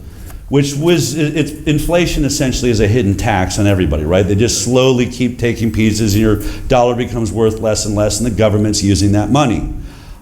They had a problem, and it was housewives. They realized that housewives were going to recognize that the dollar was losing value because hard goods like beef and dairy and eggs were going to get more and more expensive. And what they didn't want to have is a food panic. That's what happens in nations where you change the dollar or you start losing, ruples lose value, you have bread lines, and then you have chaos. And so the theory goes that that is the exact moment we do see this, where they brought in all of these think tanks to change our nutrition guidelines, to get us away from eating beef and milk and dairy and eggs. Bread became the #1 staple. We turned the things so that meat and dairy was just a tiny part of it, but you should be eating cereals and bread and rice. And products that they can keep filling the box with more and more fillers, and you're never going to see it. And if we could get everyone to stop eating the diet that we all grew up with, that we were never obese with, but start eating fillers and seed oils and powders that turn into breads and waffles and everything else, that we would never see that we were going broke, more and more broke, and that everything was getting out of our reach. It's a super interesting thought. Whether or not it's the case, we now live in a world that is built on fillers, on corn syrups, on sugars, and it's absolutely obscene what we're seeing in elderly drinks like Ensure. When you look at baby formulas, there is so much sugar in those baby formulas. Forget about it. By the way, Operation Stork Speed, Bobby's already on it, looking at the heavy metals that are being found in these, baby formulas and baby foods. But there is so much sugar, it's like 10 times the daily allowance. We're turning our babies into diabetics the moment they're born into this world. It is so disgusting. So absolutely, Bobby's all over it. So is Marty, Dr. Oz. I mean, it's so cool. I've a couple of times, I'm not very often, but I've gotten to sit in the room with these guys. They are all so dynamic and so brilliant and care so much about humanity. All they are sitting with is lawyers figuring out how do we make this move faster and how do we get all these employees that are blocking us out of the way? How many can we fire? How can we get to the work faster than we've ever done before? It's such an exciting time. It's a truly exciting time. You know, the average kid, I think, eats 32 teaspoons of sugar a day. Isn't that insane? Can you imagine? I mean, I think in like the 1950s, the guidelines was like 4, maybe 6 teaspoons, just to put that in perspective. And this isn't a Democrat-Republican thing. Donald Rumsfeld, didn't he fly to talk to the WHO because they were going to reduce the recommended amount of sugar, and he didn't want him to reduce it? No. I don't know who. Well, anyway. Yeah. Okay. Well, and it gets very complicated. Farming. Look, the farmers are the heart of America, but so much of the corn supply is for corn syrup, which is destroying our children. So, as soon as you try to go after corn syrup, the USDA jumps in. There's like, whoa, hold on, we're not going to get rid of all these farmers. So we've got this really crazy cycle we've got to work our way through. This is what I have to say. Like these jobs that Bobby has, and they all care, USDA cares. Like you care about the farmers, but we also care about our children. That's why I'm like, I don't want to be in government. It is really, really difficult. Every decision they make destroys somebody's life. But they're working hard to find a way through. Yeah. I just want to say something about sugar, because let's face it, there's not a woman in this room who hasn't curled up with a sleeve of Oreos at one point in her life, right? And a lot of people have orange fingers and like them and want that blue drink. The messaging is going to be really, really important. Who do you think has the greatest handle on helping people change their habits? Who? What organization? Who does it well, Del? Well, I mean, it's one of the things that we want to do. I mean, I am in media. It's what we're working with MAHA Action, and we're trying to get messages to Bobby. They have a good team inside of HHS, a big media team. But you're going to have to counteract the problem you have. The problem you have is that still right now, our television is owned by the pharmaceutical industry. And then behind that, the food industry. And so, and what I mean by that, I know that, people, you hear that. I want you the next time you're watching TV, especially if you're watching the evening news, just mark the commercials that are happening between every segment. Count how many of them are the pharmaceutical industry, how many are the food industry, and just take note. and then say, well, it looks like 70%, 50% of the pharmaceutical industry, and then recognize that is who owns the voice of your news anchor. They cannot do anything that goes against those industries. And so our biggest issue is it's actually not hard to convince people that drinking petroleum is not a good idea. All right? But you can't get the television set to have that message. Their message is, we need this. I guarantee you they're going to start saying, this is going to hurt poor people. If we can't use food fillers and dyes, then it's going to make food more expensive for poor people, and we've all got to be equal here. Therefore, we've got to poison those poor people and everybody else in order to make sure that, and also we have some tough choices to make. One of the things that MAHA Action is working on is we believe in changing the school lunch program. That if we're really going to get children to understand how to eat. So many of them, parents don't even know how to cook, especially in underserved communities. If we could change the school lunch program so that it's a real piece of steak, real vegetables, real whole foods. Do you realize we are spending $4.5 trillion on health, and 90% of it is chronic illness? So these kids are eating Fritos and Cheetos and Coca-Cola and Twinkies, all through school. They go home, their parents, many of them, that's how they are eating at home. And so they become diabetic, they're obese, the rates are all obscene. If we could get into the school lunches and say, let's at least have these kids see real food in front of them when they eat during the day. And we have them every single day. But guess what? It's like $2.20 is what we're allowed to spend on a school lunch right now. Do you think you can put a piece of steak there, a piece of chicken and fresh vegetables, farm to table? No. So we're actually going to have to, especially those of us that consider ourselves conservatives, ask ourselves, is this a cost we're willing to take on right now? This is a tax we're going to have to pay. And it will have benefits in our future. We actually have to start thinking we've got to invest in our kids. There's going to be people like me and, all over this country coming to you and saying, we want to put more money into the school lunch program and it's going to be expensive. And you're going to walk into that box to vote and you'll have to decide whether you really want to take care of our kids. Because I guarantee you, if they eat whole foods instead of this garbage as they grow up in school, we will take that $4.5 trillion that's burying us and we will cut it in half. But we have to do it together now. These are the types of things I want you thinking about. Okay, there's some curiosity, and I sort of anticipated this question, and you said nothing was off. I'm an open book. You're an open book. There is, I don't know, it's more than palace intrigue. Almost every time now when I invite a speaker or I talk about having a speaker, somebody says, oh no, that's guy's psyops. Or that's, yeah. I don't know, but that's way above my pay grade, which is, by the way, is 0. But I'm amazed, not just at the infighting, but at the complexity of who's a good guy, who's a bad guy, and we all know this. There are all kinds of questions now. What's going on with the means? What about frontline doctors? What about... you're really one of the few people I've actually invited that nobody said, hey, I think he's a little... Oh, I get that. I know you get it, but I didn't get it. CIA-controlled opposition. Yeah, controlled opposition. Yeah. We've had Robert Malone here 4 times to talk about all of that. So will you speak to the personal experience of that and also how we can evaluate what we're looking at, Del? Yeah, it's a really good question, and it's something that I deal with a lot. I'm dealing with it right now. There's some really crazy rumors out there. I always say, look, if you're not being accused of being controlled opposition, you're not working hard enough. And for those of you that maybe have never heard the term, my parents, I actually grew up, I think I heard the term controlled opposition when I was like 4 years old. Oh my gosh. Because my parents, as I told you, marched in Chicago in the 1960s where they started getting beat up by police. And my parents always told me that it was controlled opposition. It was CIA operatives that dressed like hippies and took them off the route they were supposed to be on, so it allowed the police to beat them up and beat them with batons. And my parents have this miracle story where they were just about to get clubbed and just one police officer let them out. So I grew up with this idea that you could be infiltrated, that there's infiltrators that undermine and change a system. So it wasn't new to me once I started getting involved in this medical freedom movement.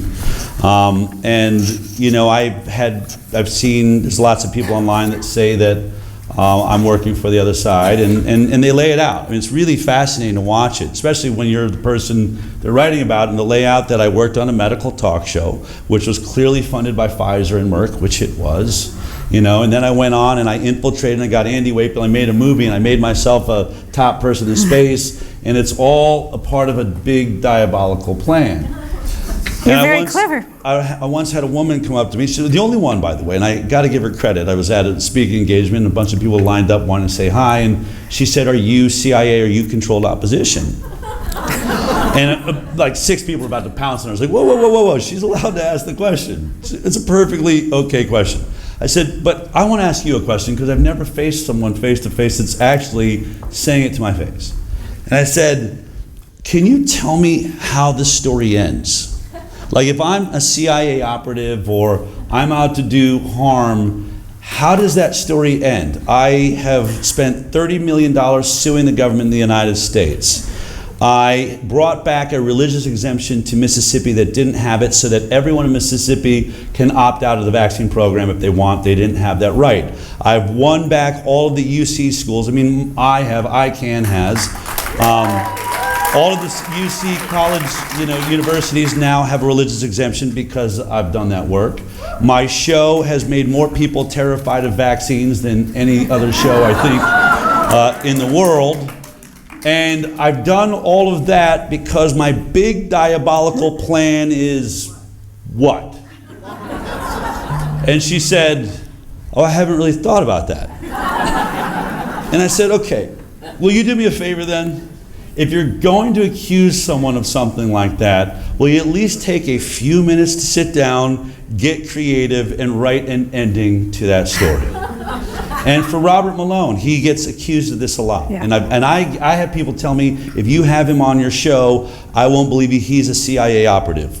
So let's just follow this out, okay? So let's just follow, this is what I did, this is how I do it, this is what I want all of you to do. I want you to use, your understanding of how a story unfolds.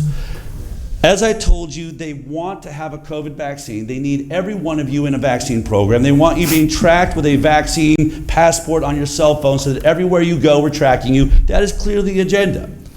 So the CIA or whoever it is in their divine wisdom decides, you know what we should do? You know what would really help this takeover of the world? Let's get this guy, Robert Malone, who arguably is the inventor of the mRNA technology that we're injecting into everybody and telling everybody they have to take. Let's have the inventor say to the world, do not take this product I made, it's dangerous, it can kill you. And let's make sure he gets on shows with Bigtree and people like that so he scares the living hell out of everybody going near this, so that we see this vaccination rate drop through the floor. And Dr. Robert Malone will tell you exactly the mechanism by which it hurts you, how he invented it and how it's not being used correctly.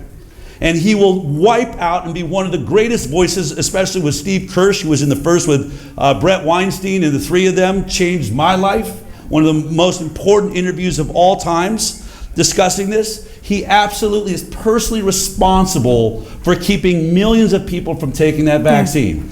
And all because the CIA's big plan is what?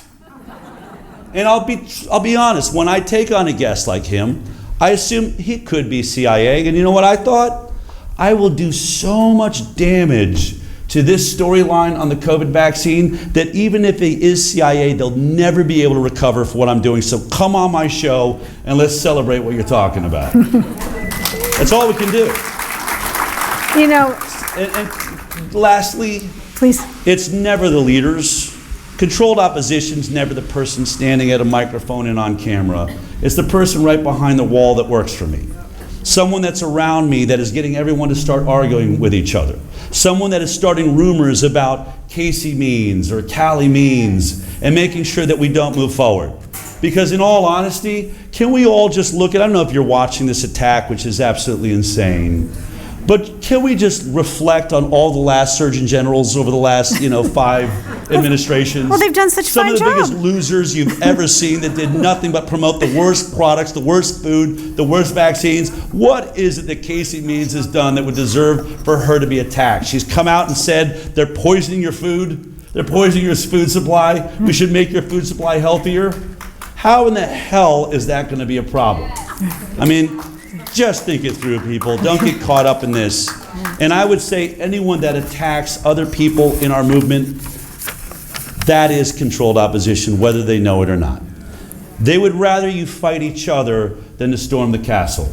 We right now are over the castle, we're still pouring over the wall, and anyone that makes you stop and start fighting the people that we thought were on your side so that you don't go over that wall, don't listen to those people ever again.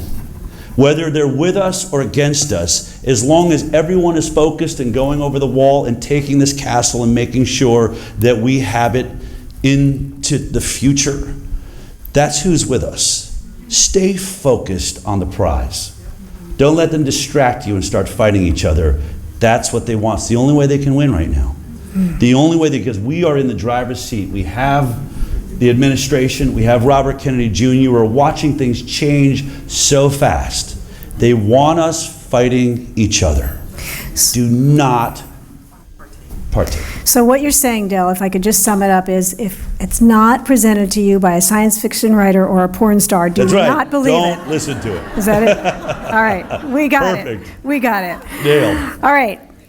We always end our programs, Dale, by asking what you would like us to do. You've got 300 people in this room today. Tomorrow morning when they wake up, what do you hope they will do? I actually, because I'm here right now in California and have serious work to do, I want you to wake up in the morning and I want you to go to Free Now Foundation's website and come to their fundraiser tomorrow, because they're fighting for you in this state. They're fighting to make legislation happen. That's something you can do, and it's something that needs to happen here in California. We're spending a fortune. ICANN is in California, but we're a national organization. We're spread across all the states. You really need to support those organizations that are fighting for you, for your children right now. So please be at the Free Now Foundation fundraiser. Did I say that right? FreeNowFoundation.com? .org. FreeNowFoundation.org. That's something you can do tomorrow. You can also go to MAHAaction.com.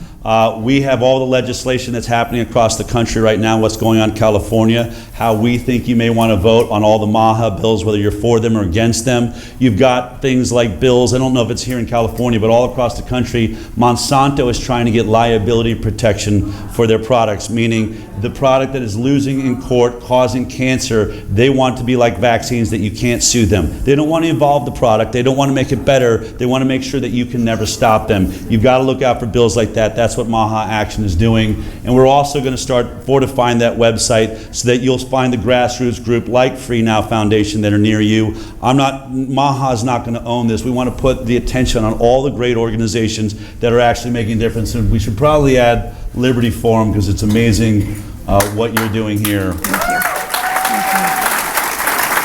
Thank you. And lastly, when you look at those, get involved. When you go to our website and you find out there's bills, call your legislators. It actually works. When you call and you tell them what you want or what you don't want, and you say, I'm watching you, we have power right now. The MAHA movement really has power, and they know it. So you see, we're seeing states are passing bills before it ever gets to Kennedy. It's really important. He said to me, keep pushing the state bills. It was West Virginia that first took the petroleum dyes out of food. Utah was looking at it. Florida's moving. Fluoride's coming out of water in states. So the pressure ends up being, if Kellogg's cannot sell a product to everyone in the nation, there's certain states they can't sell it to, then they go and cry to Robert Kennedy Jr. and they say, what do you want? And that's why we're seeing these giant things pass. As Marty McAfee said, it's not even against the food industry. They're now in the office and we're all working out how we're going to move forward. The states have the power. Keep it close to you. You have legislators right now in California that are really looking at the vaccine issue again, even Democrats. It's really happening. Get involved. Del, for your energy, for your perseverance, for your dedication, for your frankly love of this nation and people, we want to really thank you. But truly, I really want to tell you that the greatest thing I think I'll thank you for tonight is the absolute best Tony Fauci imitation I have ever seen. Del Bigtree. Thank you. Thank you all. Thank you. Thank you for watching our presentation.